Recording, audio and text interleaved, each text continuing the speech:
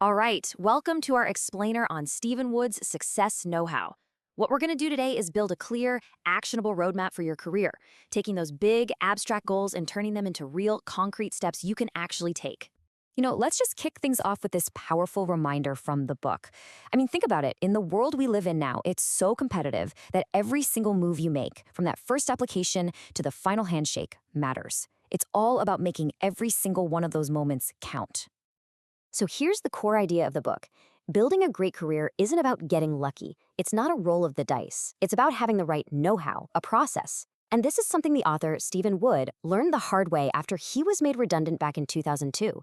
That experience is actually what inspired him to map this whole thing out. And this right here is the central promise of the book. It's a framework to give you control, to let you be the architect of a career that you're genuinely proud of. And we're going to break this whole thing down into 3 big stages. First, landing the job, then becoming the expert, and finally, continuing that success for the long haul. Okay, let's dive into stage 1, which is just so crucial. With more competition out there than ever before, just getting your foot in the door can feel like a huge battle. So how do you actually make sure you're the one who stands out from the crowd? Now, the book lays out 9 steps, but these 4 are really about a massive mindset shift. It's not about just applying for jobs. It's about actively marketing yourself. Okay, I know get a life sounds a little harsh, right? But what it really means is having those unique interests that make you a fascinating person, not just a resume. You take that, add in some real, solid research and hard evidence, and suddenly your application isn't just a form. It's a story. Okay, listen up, because this is absolutely crucial. Stop trying to get the job with your application. The only job of your application is to get you in the room for an interview. That's it, full stop. Every single word you write should be laser focused on making them curious enough to say, yeah, we need to talk to this person.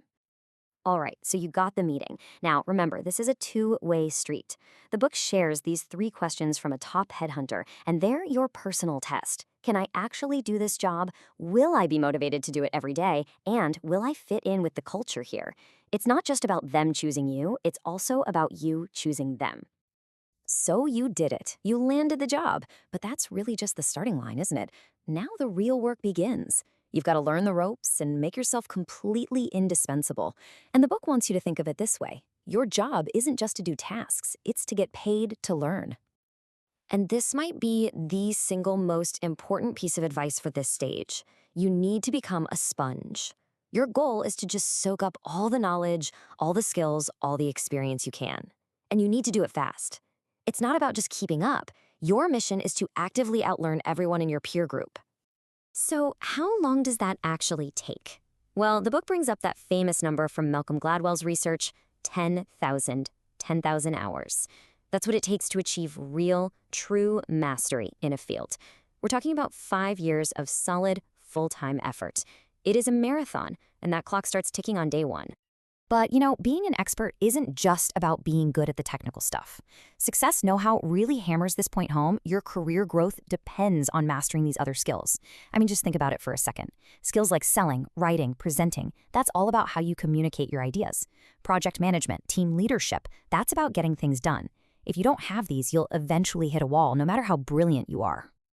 And this quote from the legendary golfer Gary Player just sums it all up perfectly. That whole 10,000-hour journey, it's not about luck. It's about practice, relentless, deliberate practice. That luck people see, it's just what happens when thousands of hours of hard work finally become visible. All right, on to the long game. This is where you go from being an expert who does the work to a leader who guides it. This is about building a career that lasts. And here's the thing, the rules totally change now. What got you here is not what's going to get you there. This right here is the biggest mindset shift you have to make. See, as an expert, your whole world is about what you can do, your individual contribution. But as a manager, your value is all about what you can get your team to do. You have to go from being the best player on the field to being the best coach on the sidelines. Okay, so the book also lays out some really common traps you have to watch out for. Complacency is a big one. As you get better, the expectations get higher. You get complacent, you're going to fall behind fast.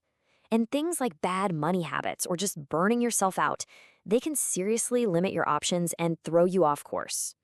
So, to really get a handle on this whole work life balance thing, there's this incredible analogy from the former CEO of Coca Cola, Brian Dyson. Imagine you're juggling 5 balls. One is work, it's made of rubber. If you drop it, it'll bounce back. But the other four, family, health, friends, and spirit, they're all made of glass. If you drop one of those, it will be scuffed, damaged, maybe even completely shattered.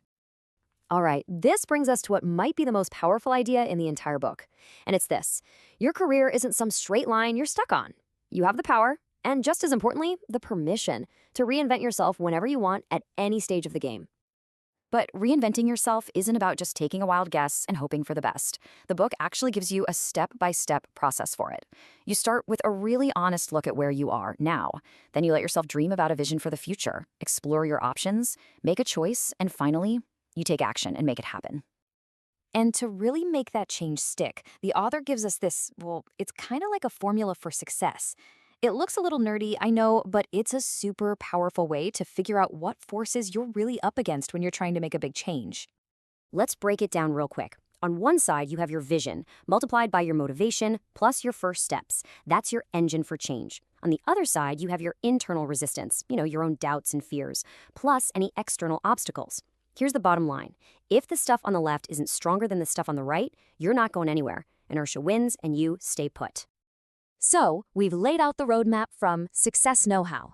You've got the framework for landing a job, becoming an expert, and building a career that lasts. The only question left is the one the book asks you. You have permission to dream. So, what's your first step going to be?